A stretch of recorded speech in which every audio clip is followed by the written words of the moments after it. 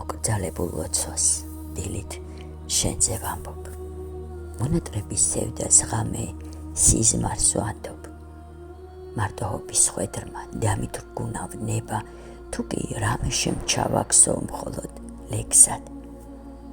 ოცნებებმა წფერი შეიცვალეს ვატყობ, უწინ ვარდისფერი ახლა მუქად მახსოვს.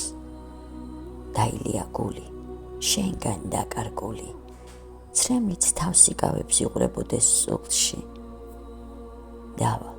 დავალ გეძებ ჩუმად უხმაუროდ, თუმცა წლების ტვირთი მხრებზე მააწევს მძიმედ.